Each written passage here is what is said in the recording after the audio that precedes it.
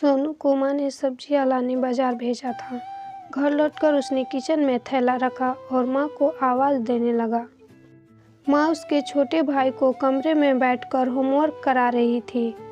सोनू 12 साल का था और उसका छोटा भाई बंटी 5 साल का। बड़े होने के कारण माँ उससे घर के छोटे मोटे काम करवाने लगी थी, जैसे दुकान से सामान लाना, बाजार से सब्जी लाना, बगीचे की साफ सफाई करना, अपनी साइकिल धोना, अपना कमरा साफ करना, अपने कपड़े प्रेस करना। सोनू काम तो करता, लेकिन उसके मन में हमेशा रहता कि मुझे इतना काम करना पड़ता है और इसके बदले मुझे कुछ भी नहीं मिलता। आज उसने सोच रखा था कि इस बारे में अपनी माँ से बात करेगा, लेकिन उसकी हिम्मत ही नहीं हुई। इसलिए उसने एक कागज़ में सब कुछ लिखकर माँ को देने का मन बनाया। कुछ देर बाद वह कागज़ लेकर कमरे में गया, जहाँ उसकी माँ बंटी को होमवर्क करवा रही थी। उसने चुपचाप कागज़ माँ के सामने बढ़ा दिया और माँ के कागज़ लेते ही कमरे से बाहर आ गया। माँ कागज़ पढ़ने लगी। माँ, मैंने इस सप्ताह जो भी काम किया उसका हिसाब इस कागज़ में लिख रहा हूँ।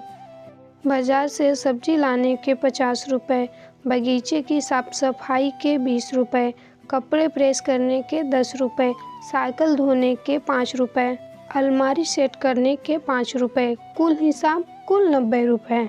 माँ, मुझे इन कामों के जो भी पैसे हैं वो पॉकेट मनी के रूप में चाहिए।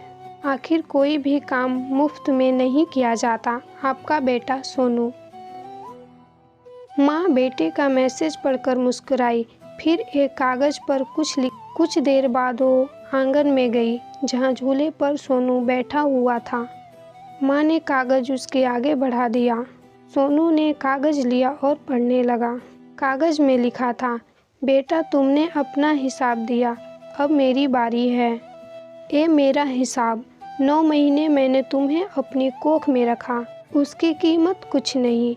तुम भूखे होते थे तब तुम्हें अपना दूध पिलाने की कीमत कुछ नहीं। छोटे थे तब तुम्हारा ख्याल रखने की कीमत कुछ नहीं। तुम्हारे बीमार पड़ने पर रात रात भर जागकर तुम्हारी तीमारदारी करने की कीमत कुछ नहीं। सबसे बढ़कर तुम्हारे लिए मेरे प्यार की कीमत तो लगाई ही नहीं जा सकती, वो तो अनमोल है।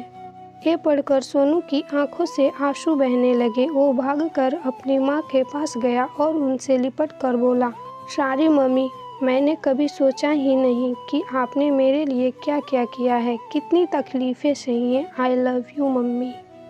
यदि ये कहानी आपको पसंद आई हो तो चैनल को सब्सक्राइब करें और अपने दोस्तों को शेयर करें।